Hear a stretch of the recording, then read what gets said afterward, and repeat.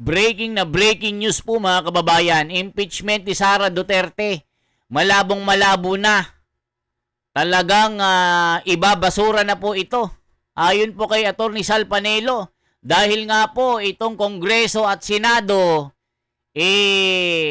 tila may hidwaan na mga kababayan ko. Itong Kongreso binira itong si Ping Lacson kasi sinabi niya na baka hindi na mag-convene bilang impeachment trial.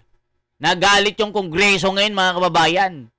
Sa Kongreso, yung pro-impeachment na co-author dating marami nung 20 or 19 Congress, nagsipag-atrasan na. Napakarami na po, kulang na po ang kanilang numero para isulong yung pro-impeachment nila laban sa kaso ni Sara. Hindi na umabot sa Senado. Dito naman sa Senado, mukhang aanim yung boboto ng pro-impeachment. Iilan lang mga kababayan, Tito Soto, Ping Lacson, Hontiveros, Rapi Tulfo. Sino pa? Kiko Pangilinan. O yung isa, di ko na alam. Mukhang lilima ang boboto ng pro-impeachment. Kaya dito mga kababayan, dahil nga po malabo, walang resibo, walang mga ebidensya, puro chismis, parang Ping Lacson na mahilig sa kwentong barbero, kwentong kanto na pinagtagpi-tagpi na mga marites at chismoso sa kanto. Ganun na ganun ang ebidensya kay Sara. Parang yung binabato kay Marcoleta na 500 million. Kaya yun, sinabon si Marcoleta, sinabon itong si Ping Lacson. Hindi na pwedeng gawing senador, hindi na pwedeng tawaging senador kasi kalalaking tao, napakachismoso. So ngayon mga kababayan, ito na po si Atty. Sal Panelo, panoorin po natin. Magugulat kayo sa kanyang pasabog. Ang kasamaan ay hindi magtatagumpay. Lahat ng mga masasamang hakbangin, maaaring pansamantala, nagtagumpay sila. Subalit, meron pong hangganan yan. Kaya wag mo kayong mag-alala. Sigurado mananalo po yan. Hindi po siya ma-convict sa impeachment trial. Alam po ninyo, yung mga akusasyon sa kanya, hindi nakatakataka yun. Marami pang darating na mga black propaganda laban kay BP Sara. Yung pagtatapon ng laptop, obviously, kasinungalingan yun. Talagang kasama yun sa paninira sa kanya. Pati na yung, ano pa yung sinasabi? Maraming black propaganda sa kanya na paulit-ulit lang naman nilang sinasabi kasi siguro naniniwala sila doon na a lie repeatedly said. ¡Qué pisazo! 900 contactos. Ayan mga kababayan ko, nako po, kawawa naman yung mga gumagawa ng kasamaan dito, may hangganan talaga. Totoo naman mga kababayan, maaaring magtagumpay ang mga ginagawang kasamaan ng mga kadiliman, pansamantala, pero may hangganan. The timing or the time of reckoning is coming. Nako po, kawawa si Trillanes dito. Nagkakaroon ng buhay na may katotohanan. Kasi yung pagpaulit-ulit mong naririnig, ang iba, sasabihin nila, siguro totoo kasi paulit-ulit eh. Kaya yan ang estilo ngayon nila. Ang problema lang nila doon, titingnan nyo kasi ang karakter nitong si VP Inday Sara. At saka, sino ba ang mga magulang nito? Kasi doon mo makikita kung saan ba ito nagmana. Nagmana ba siya doon sa kanyang ama? Sinasabing bingatibo siya. Punta natin yung ama niya. Yung ama niya, halos hindi lamang siniraan siya, pati pamilya niya kinaladkad. Nung nasirang Boy Nograles, yung kongresista, na naging speaker. Kung sa iba-ibang tao yun, baka na kung hindi man siya na baril, siya idinimanda. Pero nakita po natin si Presidente Duterte nung kasagsagan ng panglalait sa kanya at sa kanyang pamilya, wala akong narinig, walang demanda na isinampa. Pinabayaan niya lang. Kasi para sa kanya, yung pag-aatake sa kanya, bahagi yan, teritoryo yan ng pagiging public servant. Kaya pinabayaan niya. O madali sabi, hindi bingatibo. Kahit anong presidente siya, hindi ba? Lahat ng dyaryo, kinakastigo siya. Lahat ng paninira. Kay Trililing, lahat ng kalaban niya, talagang siniraan siya ng siniraan. Pati yung mga dating tauhan niya, nung nabayaran o sumamalo, siniraan din siya. Pero wala ko kayong narinig sa kanya na balikan o pagigantihan o nagdemanda man lang. Wala. Madali sabi, hindi siya bingatibong tao. Masyado nga mabait yun. Patawad nga ito eh. Kaya yung anak niya, ganun din. Ang nakikita niyo lang na reaksyon kay BP Sara at kay dating Presidente Duterte pag ito'y nagagalit, nagbumura, dahil meron nung kadahilanan. Yung kanilang righteous indignation ay napuprovoke ng oppression. Kagaya nung kay Inday Sara. Ayan mga kababayan ko, ano naman sinasabi ng mga komento dito? Sara for 2028, ibalik ang tokhang. Sabi ni Micaela TV. Sabi po ni Charity Tumanan, tama po kayo Attorney Panelo, Duterte kami. Yes, totoo po yan, naniniwala po ako at walang dahilan para ma-impeach si Inday. Basta Cebu solid Duterte kami. Sabi ni Jennifer Gaze. Sabi naman ni Arian Phil UK, kung pagbabasihan ang ebidensya, syempre panalo. Pero kung ang maleta ang pag-uusapan, 50-50 yan. God save the Philippines. Sabi naman ni Fufu, pansamantalang ang kasamaan ay nagwawagi, pero sandali lang yon. Halaka, grabe talaga mga kababayan ko. Lord Jesus, protect BP Sara, stop the lies and attack of the evil people to her. Let them be put to shame who insult you. Have mercy in the Philippines. Please acquit Sara in Jesus' name. Amen. True, ang kasamaan talaga, babalik sa kanila yan. Ayan po mga kababayan ko.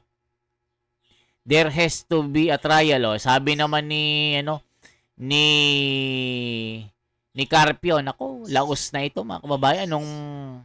Ano pong maririnig nyong maganda kung puro kamalian ang sinasabi sa kanyang bibig. Eto po. Grabe itong mga banat po ni Atty. Panelo. Hindi na uobra ang impeachment. Nako po, yari na ang mga trilyanista. Kawawa. Kawawa ang kanilang mga pangarap. Kaya lang naman nila gustong i-impeach si Sara. Gusto nilang maghasik ng... Tignan nyo po mga kababayan ko. I-analyze po natin itong si Trillanes, itong si Madriaga. Ano ang kanilang mga basis? Ano ang kanilang mga resibo? Wala po, mga kababayan ko. Nagkakasalu-salungat ang kanilang mga sinasabi na lumalabas sa kanilang mga bibig. Pero nahuhuli ang isda sa kanyang sariling bibig. Tignan nyo si Auntie Claire, mga kababayan. Kung ano-ano yung mga lumalabas sa kanyang bibig. Sinasabi niya si Mabanta, hindi kilala ni BBM. Bagkus ang ginawa niya, yung picture ni PRRD at ni Mabanta, pinakita sa presscon. Sabi ni Auntie Claire, maglabas ka ng ebidensya na may picture at may video. Ayun, naglabasan, niyakap pa ni BBM si Mabanta. Itong si Auntie Claire, mga kababayan, lulusot hanggang kaya niyang lumusot, kaso hindi nakakalusot po sa mga netizen. Naging media marketing manager pala si Mabanta. At sinusurprise, greeting pa ni BBM, dumadalo pa sa bahay si BBM, Dinalaw pa si Mabanta. Tapos sasabihin na Auntie Claire, hindi niya kilala. Tapos ipinipilit niyang ikonekta si PRRD sa mga Duterte itong si Mabanta. Si Mabanta kasi mga kababayan, allegedly, nag-extort daw ng 300 plus million. Sabi na rin ng NBI yan na nahuli. Ang paggawaan daw ng pera doon sa rekto, yung peke. Yun yung pinapakita na budol money. Mga kababayan, so legal na pala yun. Kaya si Atty. Rowena Guanzon, binanatan ngayon yung NBI. Legal na pala ngayon ang budol money. Peking pera, pwede na pala. Diba mga kababayan ko, tuloy pa natin. Ano ang katotohanan? Bakit ba nasuntok niya yung sheriff? Kasi, kailangan tingnan niyo yung sitwasyon noon. Ang sitwasyon noon, merong i-demolish na mga squatters yung lugar na yon. Kaya, yung mga tao, syempre, ayaw nilang pumayag. At yung mga pulis naman, na merong order ng hukuman, nandun para ipatupad ang batas. Pero ang problema, yung sheriff, hindi niya alam ang batas. Kasi dapat yun, kahit na may order ng hukuman, mag-aantay siya ng 30 araw bago ipatupad. Nagmamadali ho siya. At sinabihan siya ni Mayor Sara at that time, na huwag mo munang ipatupad yung batas, yung order na yan. Kasi darating ako dyan, antayin mo. Pero ang ginawa ko ng sheriff, pinatupad niya. O syempre, nung pinatupad niya, magkakaroon ng karahasan. Kasi magre-react ang tao. Pagdating ni Inday Sara, syempre nakita niya na tinutuloy ng sheriff. Nakita niya ngayon ang probabilidad, the probability of violence, more violence erupting and bloodshed will come out of the violent action by both the police as well as the people who are opposed to the demolition.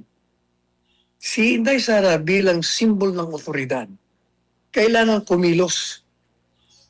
Sapagkat kung hindi siya kikilos, talagang magiging madugo ang labanan noon. Sa pamamagitan ng suntok niya dun sa sheriff, natigil yung karahasan. Natigil ang maaaring kalalabasan ng ginawa ng sheriff na illegal. Hindi ba? Dinimanda si Inday Sara. Ako nga nag-abogado sa kanya noon. Wala nangyari kasi illegal naman yung ginawa ng sheriff. Wala akong mali sa ginawa niya. Nakita lang natin na si Inday Sara bilang isang alkalde, nakita niya ang kalagayan ng mga mahihirap. Saka abogado siya, alam niya na hindi mo dapat patupad pa yan. Meron pa siyang 30 araw na maghihintay ka. O kaya, yun po ang nangyari. Tingnan niyo naman yung nangyari doon sa House of Representatives nung sinasabing nagwala daw siya. Nagalit siya, di ba? Ba't naman hindi magagalit? Kahit kayo, kung kayo ay nasa kanyang sitwasyon, yung kanyang mga empleyado, yung kanyang tagapagsalita, yung kanyang chief of staff, kinulong na wala namang kasalanan nang hanggang nagkasakit na. Talagang bilang isang boss, kailangan pagtanggol mo ang iyong mga sinasakupan. Kaya nagsalita siya at nagalit siya, tumawag siya ng press con. At yun naman isa pa nga pala, yung demanda sa kanyang meron daw siyang planong pagpatay at nag-hire na daw siya ng assassin. Alam po ninyo, kung titingnan ninyo, Hindi naman yung sinabi na dahil galit siya. Hindi yun eh. Yung mga salitang pahayag ni BP Sara ay sagot doon sa tanong ng isang vlogger. Ang tanong ng vlogger ay ganito, Vice Presidente Sara, paano na ho yan? Yung panganib sa buhay mo ay kitang-kita ho namin. Talagang pinaplanong kang tanggalin, patayin ng mga kalaban mo sa politika. Madalit sabi, yung vlogger was expressing fear, apprehension for the security and safety of the Vice President. Kaya ang sagot niya, huwag kang mag-alala, sabi niya. Pag ako pinatay nila, may nakausap na ako na itong mga taong ito, yung ninalanan niya nga, ito mga pumatay sa akin. Kaya gantihan niyo ako. Yun hindi ho yun pang sinasabing pagbabanta. Kasi unang-una, yung banta niya, kondisyon doon sa pag siya'y pinatay. Madalit sabi, walang krimen doon. Pangalawa, yun ay sagot doon sa tanong. Madalit sabi, parang pinapatay ka na, papatayin ka. Anong gagawin mo? Hindi ba sa ilalim ng batas natin, pwede mong gamitin ang karahasan upang ipagtanggol mo ang sarili mo. Sa akin pong pananaw, yung pahayag niya ay parang humihingi siya ng saklolo sa taong bayan. Sinasabi niya na ang aking pong buhay nanganganib at pinagpaplanuhan akong patayin. Gusto ko nang ipaalam sa inyo kung sino ang maaaring magiging mga kriminal, mga papatay sa akin, yung mga nasa likod ng pagpatay. Kaya kung maaari lang, bigyan niyo ko ng katarungan. Run after them. Gantihan niyo. Yun ang context doon. Kaya wala akong krimen yun. Ayan mga kababayan ko, sinagot lahat ni Atty. Panelo ang mga issue na inilalaban na kontra kay BP Sara. Yung mga sinasabi nilang pagbabanta dito sa pamilya na kanyang kalaban. Ayun, sinagot na rin yung sa sheriff na kanyang binuljak, tinadyakan. Sinabi na rin. Dahil nga po itong sheriff, ipinatupad ang batas, meron ng palang batas sa wag munang ipatupad. Mapilit, natadyakan ngayon itong dilawan na sheriff na ito. Diba mga kababayan? So ngayon, itong impeachment, malabo na talaga. Kaya nag-iiyakan na sila Dilima, Luistro dito. Kawawang kawawa na. Parang mga tinapa na natuyo sa sobrang stress. Mga kababayan ko. O yan po ang ating balita. Yan po ang ating nabigyan ng reaksyon. Ito po si The Wonders Philippines. Isang like, isang share po, at isang subscribe. Salamat po mga kababayan.